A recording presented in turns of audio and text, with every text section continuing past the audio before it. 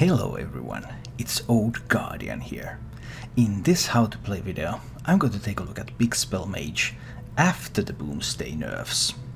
Big Spell Mage was one of the first archetypes that I wanted to try after Giggling event had been nerfed, and I found it surprisingly difficult, I have to say. I went through multiple iterations of the deck, playing like 10 games, looking at okay, this went right, this went wrong, mostly things went wrong, making some changes, and eventually this, version 6, is the version that actually started to win games. I don't think this is still optimal, we are only some days into the post-nerfs metagame, and things are prone to change a lot still. But there are many things that make this deck better than all my previous builds. There are important things to take into account both in the early game and in the late game. And if you take a look at the deck construction here, this deck runs a lot of threats. So threat density is one thing that you need to consider when you're building a Big Spell Mage deck. You cannot really build a Big Spell Mage deck like a very fatigue style deck. You have to be able to race, for example, druids. You have to be able to actually kill them. You can't just wait for fatigue because then you will inevitably die. And this deck packs quite a good threat density because there's Alana, there's Lich King, there's Sindragosa, and in this build there are also 2 copies of Astromancer. I think Astromancer is probably the weakest card in this entire list right now. I've been considering stuff like Geddon, Alexstrasza, Pyroblast, but so far getting those 2 minions on the board has seemed to be the best compromise for a big threat after the main threats that are here. Second, when it comes to early game, there's odd rogues around, there's Zoolocks around. I actually managed to die on turn 4 and turn 5 in consecutive games with an older build. So after that I went ahead and I put Dark Reapers into this build. I'm running Dark Reapers now instead of Stonehill Defenders, because I have found that these Dark Reapers really help me stabilize against those 2 odd rogue early games. I'm running a triple card draw set for the early game, and the balance that I've now chosen is double Acolyte of Pain and 1 Bright-Eyed Scout. I like Bright-Eyed Scout, but trying to run 2 of those meant that I would be missing 3 drops too often. So having that Acolyte of Pain on the board, it often distracts the opponent a little bit. They may direct some of their attacks into it, or if they don't, then you get to draw multiple cards, so you're in a better position to get, for example, Dragon's Fury for turn 5. So double Acolyte of Pain seems to be a good way to go right now, especially with the deck that has Astromancers in it. Because with Acolyte of Pain in mid-game you're able to draw multiple cards, which will then give you a better hand size, which will then give you better Astromancer drops as well. So there's definite synergy between Acolyte of Pain and Astromancer. You could argue that there's some synergy also between Stonehill Defender and Astromancer. Stonehill Defender would give you an additional taunt minion, but I didn't find room to run Stonehills and Dark Reapers, and right now I prefer Dark Reapers for better early survivability. This particular list is a Prince Keleseth build. Some people run with the Enchanted Ravens to get some card draw that way. Then you can maybe put in Beetles, or maybe you could put in Doomsayers, but overall Doomsayer just is not a very convincing card in the current metagame. So then you would be running some kind of Raven Beetle build, and I just feel that Keleseth is better.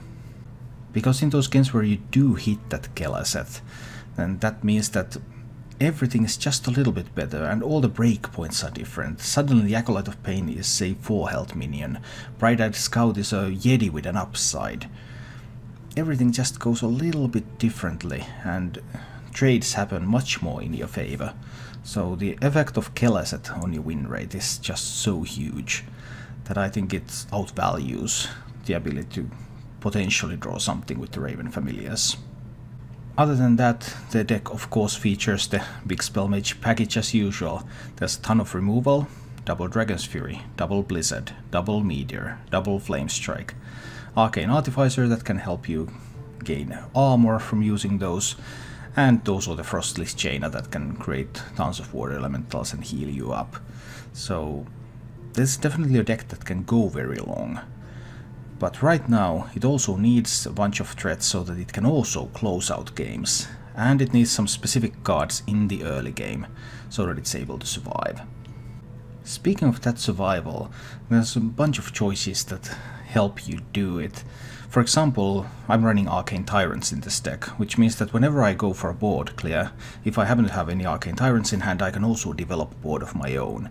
That can sometimes of course be also used as an offensive threat, but very often it's used to defend, so I have a minion on the board in addition to board clear, so the opponent doesn't retain full initiative. I have also chosen to include Celiax in this deck. Celiax is just a card that makes just about any deck you put it in that much better. If it gets the Keleseth buff, that's awesome. Even if it doesn't, it comes out, it kills something, it heals you in the process, and it's still a taunt minion that needs to be dealt with. The pure tech cards in this build, there's a Gluttonous Zeus, which is especially good against Odd Rogue, because you really want to try to delay the attack turn, so this is a high priority keep in that matchup. Then there's a Spellbreaker. There's a Spellbreaker and 2 polymorphs in this deck, and I think this is currently the optimal number. I also tried double Spellbreaker actually for a while, as well as no Spellbreakers at all. But there are lots of Death Rattles in the meta. There's Death Rattle Hunters, there's Death Rattle Rogues also a little bit more now than they used to be. And having that 3 effects that silence things seems to be the sweet spot in order for this kind of slower deck to be able to answer those threats. And finally there is a Skulking Geist in this deck. It is especially good against Druid because it destroys Naturalizes, it destroys Spellstones. It's also good against Rogue, taking out Cold Bloods, and it can do things against Warlock too. Of course, if you happen to face a Q block, you can take away Dark Pacts. If you happen to face 2, you can take away Soul Fires. There are many matchups where if you have the time to play Geist, it reduces the incoming burst, and that will give you much better chance to get a Jaina down, for example, because there won't be as much burst coming from hand. Your Mulligan strategy with this deck is typically focused around defending.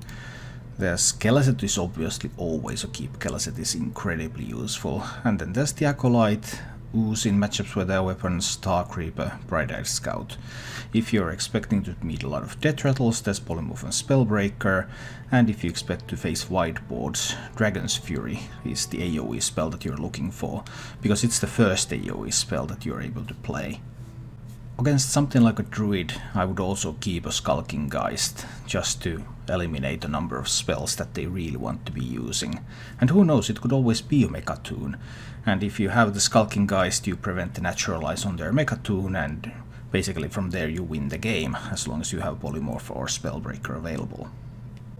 All in all, it's a fun deck to play, a control deck. It seems to be somewhat viable right now. I had like 60% win rate with this build, whereas with all my previous builds I was quite far away from there.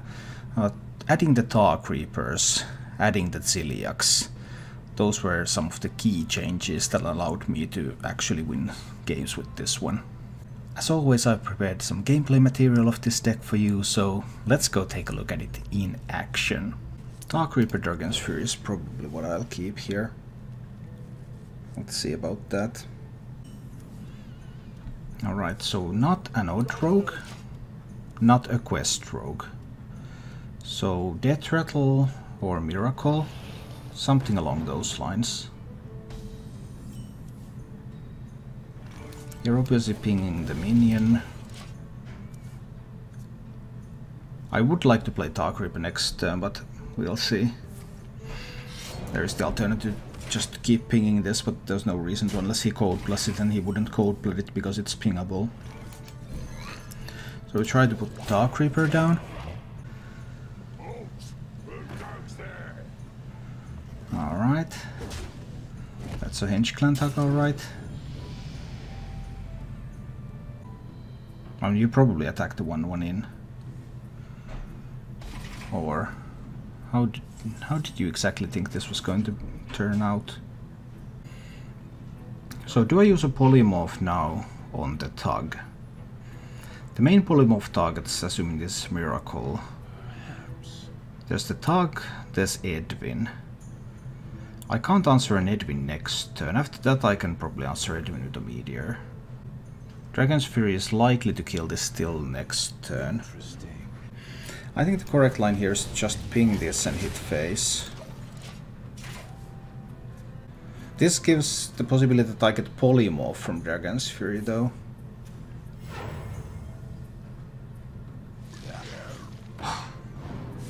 If I get polymorph from Dragon's Fury, this doesn't die, so maybe it was better to ping this one. Yeah, it would have been better to ping this one. To play around polymorph, exactly polymorph from Dragon's Fury. It's unlikely, but it's possible.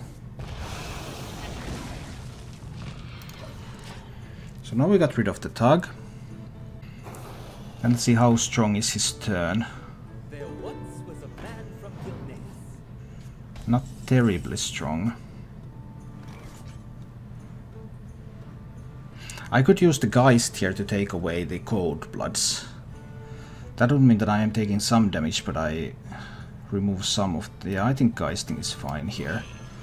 Let's remove Cold Blood right now. And there was a Cold Blood in hand. So then the minions on the board are not as intimidating when there's no Cold Blood to back them up. I still obviously need to find some healing at some point. This guy's toast. He has not found any spiders.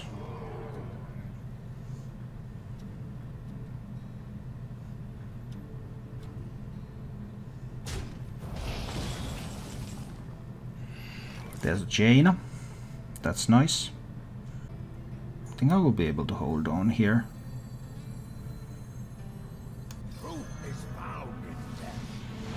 I can kill the SI7 agent. I can develop another Tar Creeper, and I can also ping there. So I threaten to remove the Minstrel with a simple ping. I'm at 18 and he has no Cold Bloods remaining. Can't do Leroy plays yet. Leroy Shadow Step type of plays. And I have a polymorph in case he tries to go for an Edwin board. Let's see. If he gets this one through this turn, there might be something that he can do with Leroy Shadow Step next turn. That's an SI7 agent then. This guy's toast.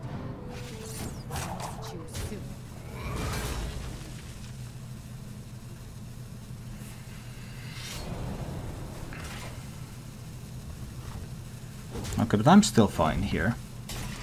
I'm one turn away from Jaina.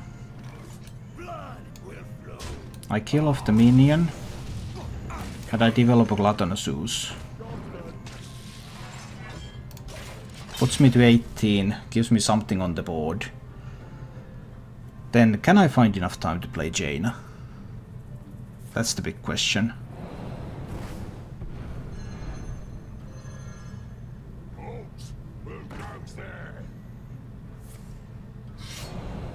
There's no Cold Bloods left. Let's say there is the Leroy Shadow Step play. Let's say there's Leroy Shadow Step. That's 12. 13, 14, 19. I think Jaina is acceptable here. I don't think he can do more than 19 with no Cold Bloods left.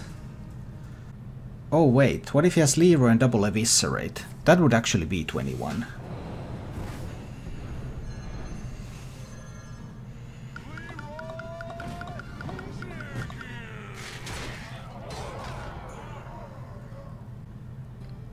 Interesting. He had the Leroy. I have to assume that there's also a Shadow Step. He's just not going to play Leroy back this turn. Leroy's going to come back next turn. From the Shadow Step. Right? Or not?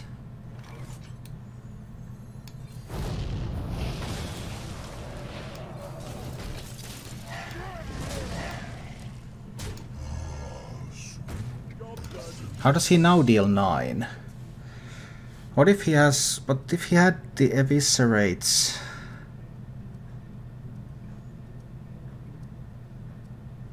I just don't know.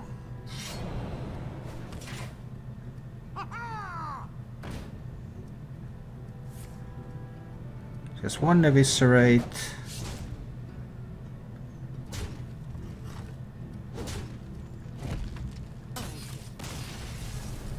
That was pretty close. Yeah, I think I can take this hand. Let's see. But Rexa. Hate to see Rexa. Rexa is the king at the moment. What kind of hunter? I don't know yet.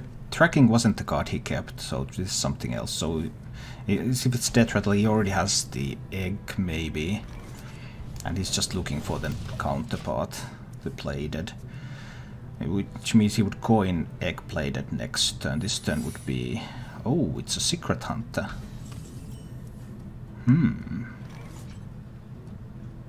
That's intriguing. Then I think I'm not playing Dark Reaper yet. Because once he goes Spellstone, I will need to Dragon's Fury that board anyway. And my Dark Reaper would just die there. So I don't think it's going to be worthwhile. I'm fine against everything else but the Deathstalker Rexa.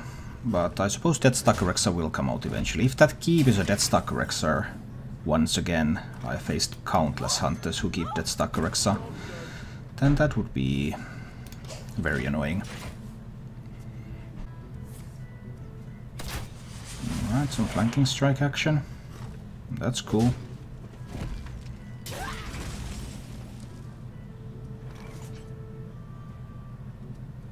I guess I want to draw some cards. The 8 cards go down to 7, up to 8, 9, 10. He could mill a card if I go with this. What if he mills like Jaina? Perhaps. Low odds, of course, but still possible. Unless I don't ping the Acolyte, then he can't mill. Not very easily anyway. Would he really mill?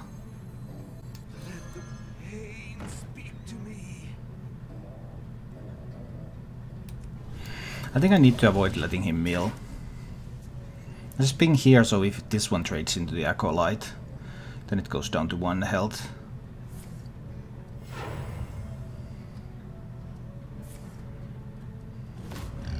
It's a Spell Hunter. Ooh, I had not seen this for a while. That's intriguing. We'll check out on the secret. Okay, not the kind of secret I was hoping to find. Fine. I'll Fury this board.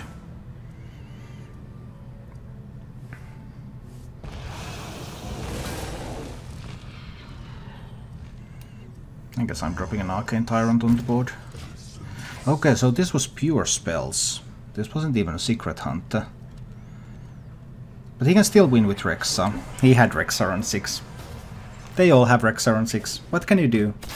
When they decide Rexa on 6 is a good idea, they just go for it. Let's find out what the secret is. It's Wandering Monster. This is most likely able to kill it. At least.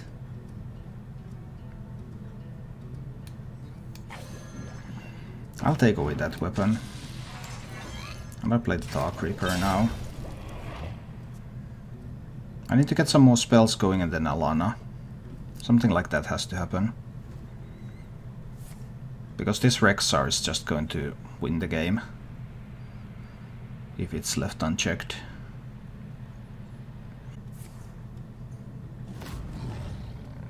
Alright.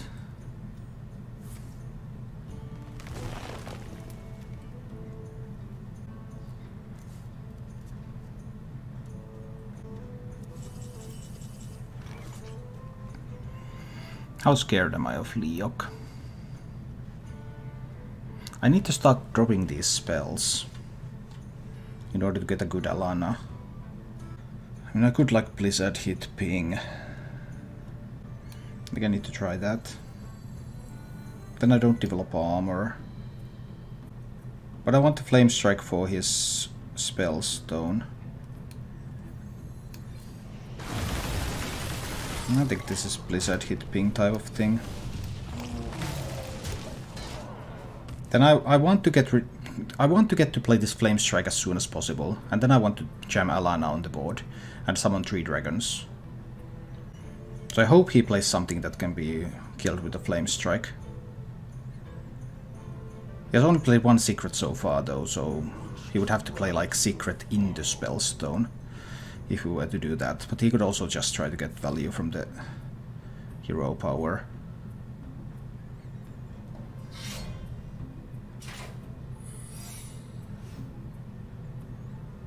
And he's on the hero power value plan. Well, it's definitely not a freezing trap. The more value he can get from the hero power, the better for him.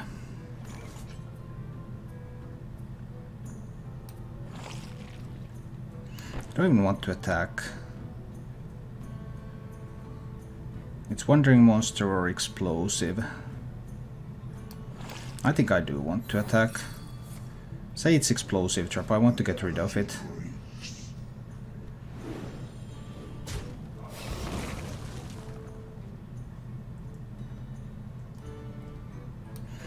But I need to play a Dragon's Fury now.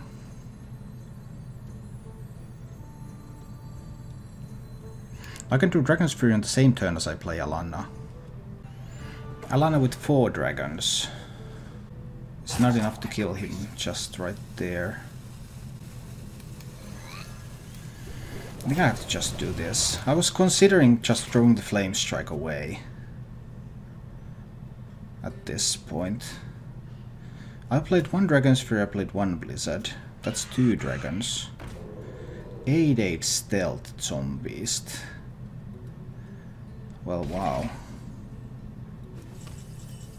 That's pretty huge. He probably has a way to get it through as well. I need the armor right now.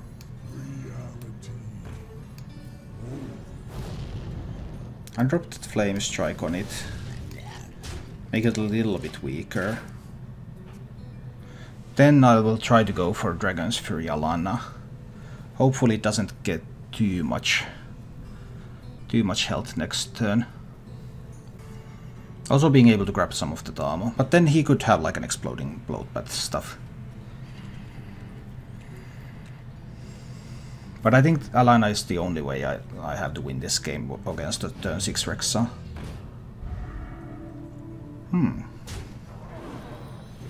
Divine Shield Poisonous isn't bad. So I need to roll. Let's see what he gets from this one first. And he gets the Wind Fury. It was a 30% chance to get Wind Fury. He was able to pick that up. Can he pick up like a Divine Shield? No, but he gets the +3 health. So I have to roll the single Flame Strike. If I roll the single Flame Strike, I might win this. This is not enough.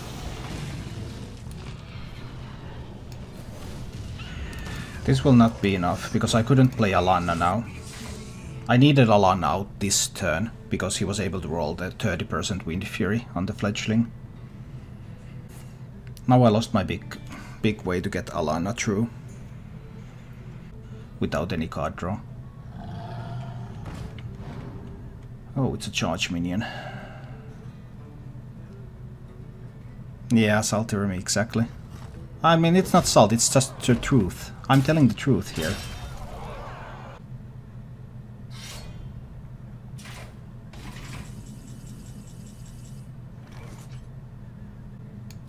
If there's a freezing trap, I have to attack with this first.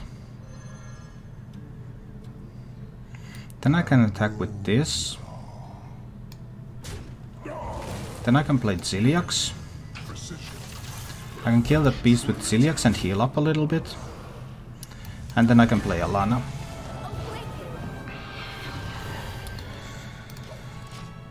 And then we'll see what happens. I mean, he can kill me with some kill commands, for example. Or with that Unleash. And kill command, apparently. Yeah, top deck the kill command. Well, the Unleash alone was enough. anyway, so I think I can try to keep this hand. If it's odd rogue, I have the Gluttonous Ooze to deny the tug turn.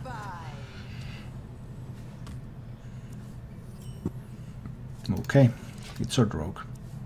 He kept almost his entire hand. I can deal with the 1-drops very well, so that's a downside. But he will equip the dagger here, and I will respond with the Gluttonous Ooze. That will delay the tug, because he kept so many cards it's quite likely that he has the tug in hand. He might even choose not to attack here if he wants to keep buffing the tug over the next 2 turns without using the dagger, without re-equipping the dagger. So that not attacking really gave that there's a tug in hand read.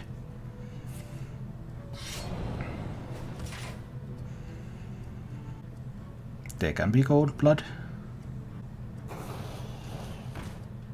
Or just this.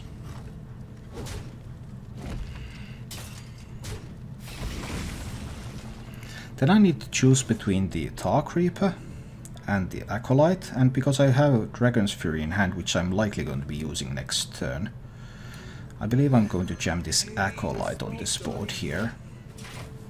It's quite likely to fetch me 2 cards. If it doesn't, it has to go through some hoops to prevent it from doing so.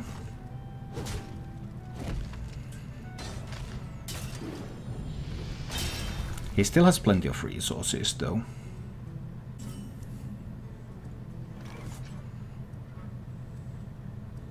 I might not even go for the Dragon's Fury yet. I think I can just go for a Polymorph now. That seems acceptable. Interesting. He will need to develop more. And I get the 2 draws from the Acolyte.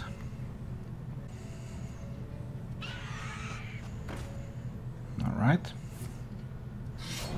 He's playing well so far, not using his resources too quickly.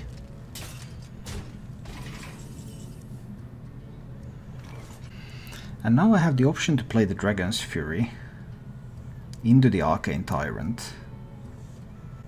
And I think I have to take that and 3 cards. That sounds really attractive.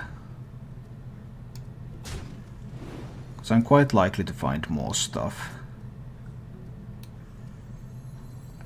That and 2 cards, of course. So then we jam the Dragon's Fury.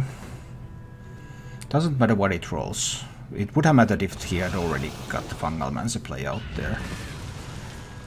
And now it seems that I can play a pair of 4/4s on this board immediately as a follow-up, which seems like a pretty decent move.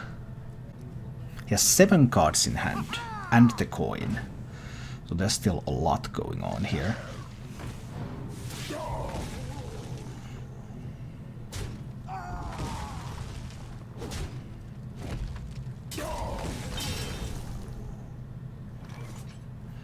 Interesting that he wanted to keep this fellow alive. He might even go for a Fungal Mancer play on this. So I could do Bright-Eyed Scout into Dark Reaper, or I could play Keleseth first. Maybe Keleseth isn't strong enough here. Alternatively, I could play an Astromancer. That gives me a 6-drop. I think I can afford to go with the Astromancer. 2/7 is not exactly what I was hoping to find, but it can still deal 2 damage probably to something, and then there's a Flame Strike coming.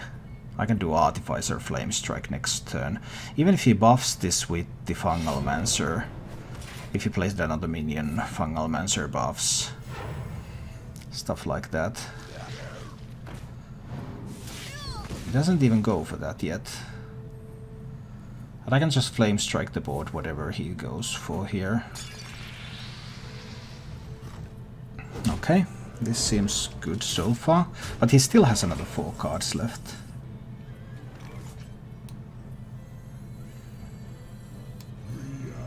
But I believe that now I do need to Flame Strike this board.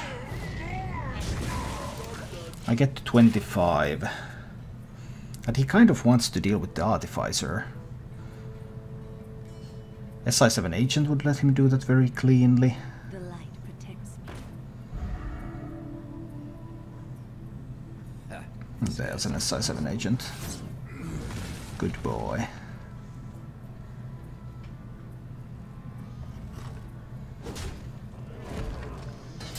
I'm at 21. He has 6 on board. I believe I can afford to develop the Jaina here. I want to take away the Divine Shield. And then I will play the Jaina. So I go to 26. I don't think he has another 20 from hand right now. But obviously I haven't seen Leroy, I haven't seen Cold Bloods. There is still stuff that can come out. But I can do like a Tar Creeper Polymorph type of turn.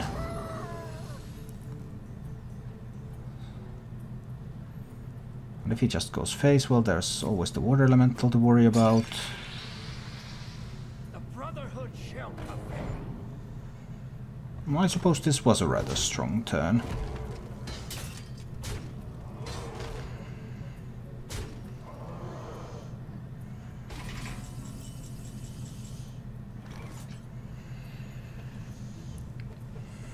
So what if I simply Blizzard this board?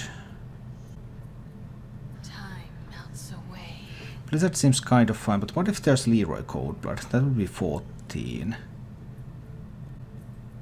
Unless I hit face with the Water Elemental, so he can't use the dagger. I must decide. That sounds pretty good, actually. I think I like that. I'll play the Keleseth. I'll play the Blizzard. I'll ping myself another Water Elemental from there. And I go face. Obviously I don't have lethal with this, so I still need to do something about these minions, but I have a Polymorph in hand. And the only way for him to unfreeze this would be to silence them, which in case of Edwin would make that into a 2-2, and this would be a 3-3. And his face is frozen, so he can't even use his dagger. So far this looks good. Even with the Leroy coming. That just isn't going to do it. Can I afford to keep Geist either?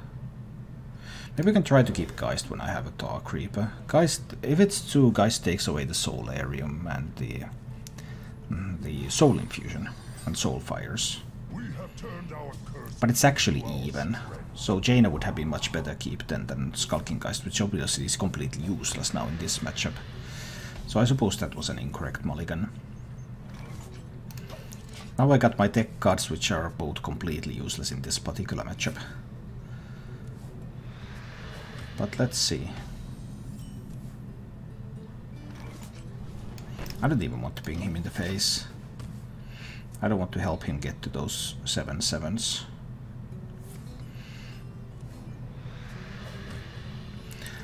Next turn he can play the Giant. I need to play the Ooze now in order to have an answer to the Giant. Because if he plays the Giant, he can't kill the Ooze. He doesn't even want to play the Giant yet. Smart. Well, now I have a Polymorph available.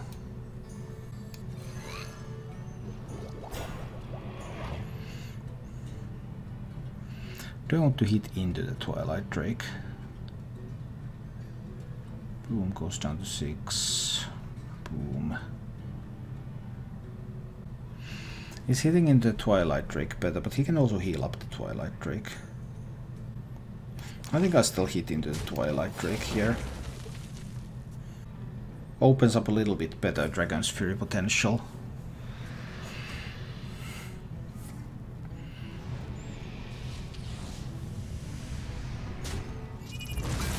That can happen. I don't think I mind too much yet. Would I like to coin a Skulking Geist? To have a board presence. Then next turn I'll have 6 mana. Yeah, I think it's fine. I'll coin the Geist. I obviously know it doesn't remove anything from him. But just to have some board parity.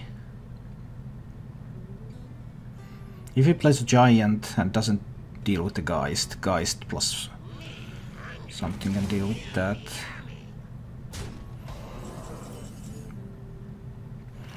Down to 20 so far. I can't really go down to 12. 12 is pretty scary.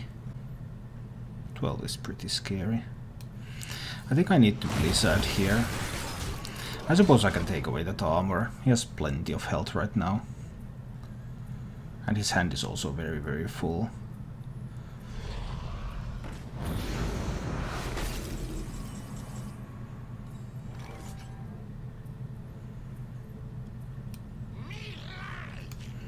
Now this setup for the Flame Strike clear. But I have not dealt with the big threats yet.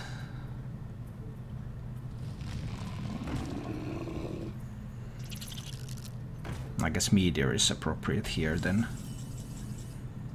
I'll play the top deck Meteor.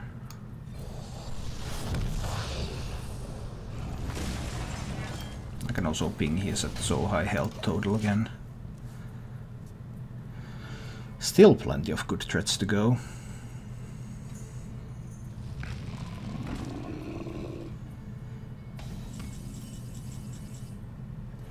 Do I want to Meteor this one too? Or simply Polymorph it? Polymorph is probably fine. There might be wider board states where Meteor is useful. Or do I want to use the Artificer at all then? I guess not. I can leave the 1/1 on the board. I can play the Bright-Eyed Scout here. I get to draw a 5-mana Prince Keleseth again. These 5-mana Prince Keleseths. Yeah, Keleseth. You're just not understanding your role. I mean, come on. I had like 6, 7... How many big cards there? Oh, I took some damage. I did not expect the Bone Mare. Maybe I should have played around the Bone Mare. Some people have started to use it now. What if I roll a 4 from the Dragon's Fury? Well, it's either 4, 5 or 7. I think I'll give it a try. Let's see what comes out. 7 comes out, okay. Then I'll play the 5-mana Keleseth.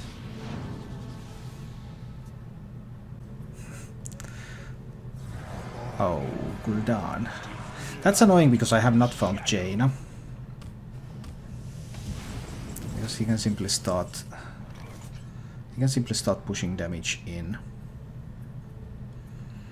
I think I need to use Ziliax now. I can do Ziliax ping to kill the Dread Infernal, and I can develop an Acolyte, which will probably give me 2 cards. And that will save the Arcane Artificer and the spells. Unity, precision. So I can kill that, but I can develop an Acolyte. But he might also be able to silence the Acolyte. He's very deep into his deck and he probably runs... They usually run 1 copy of Silence in the deck nowadays. Only 1. Sometimes not even that. Has become our greatest strength.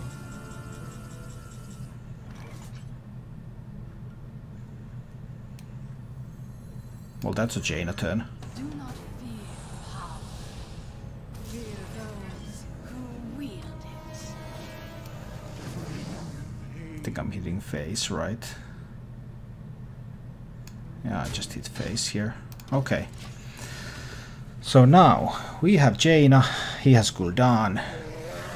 Then the actual battle begins.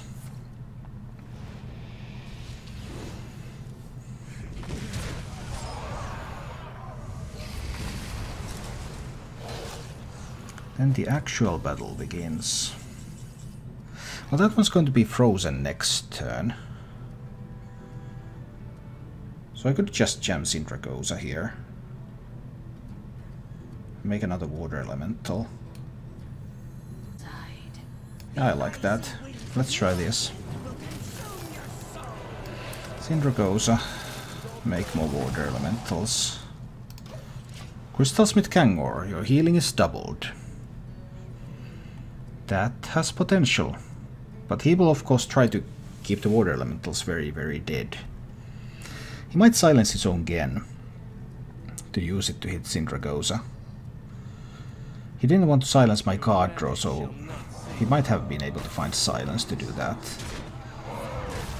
But thing is, I don't even care about Sindragosa that much.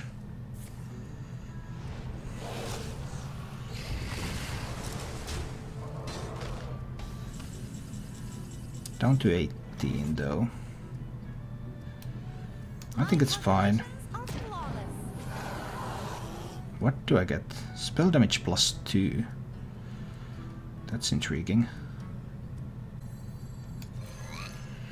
And we play a taunt.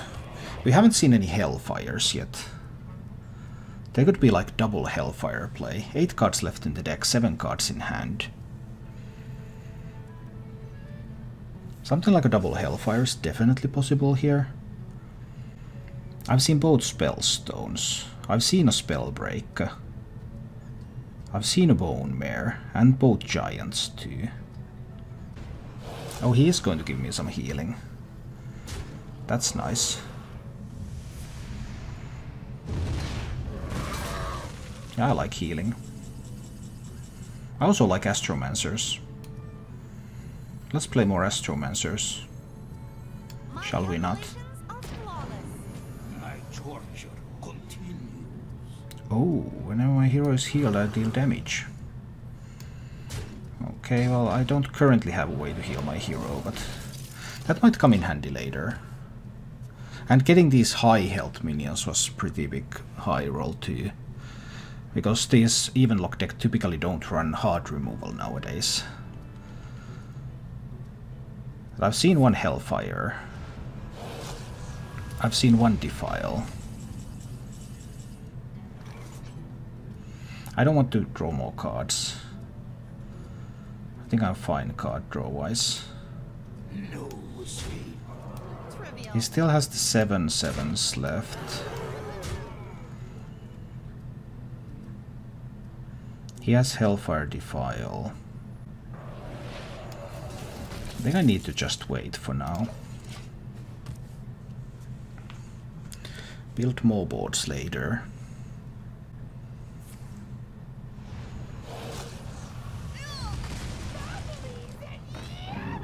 But this gives me more water elementals if he leaves it like that. Unfortunately, right now Blizzard is dealing way too much damage. This one going down to 5. It's still not quite a perfect setup for him. No escape.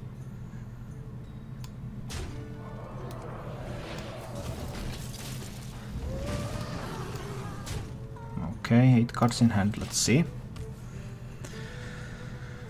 Let's see. Mossy.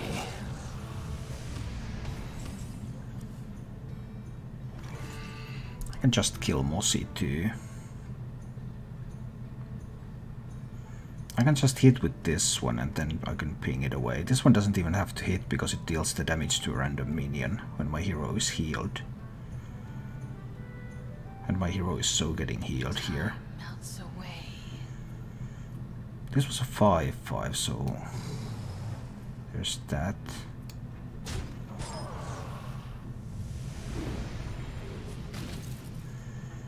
There's the damage, and I can make another water elemental. No escape. 9 cards in hand. Do I want to play an Arcane Tyrant though? I think I don't. Not right now. I think I'm fine with this position at the moment.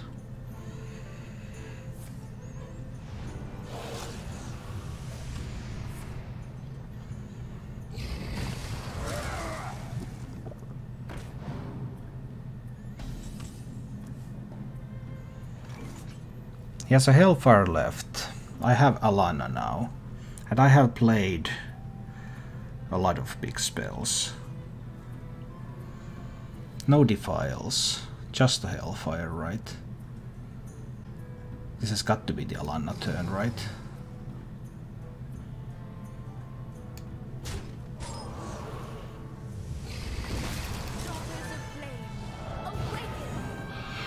Let's awaken the Daughters of Flame.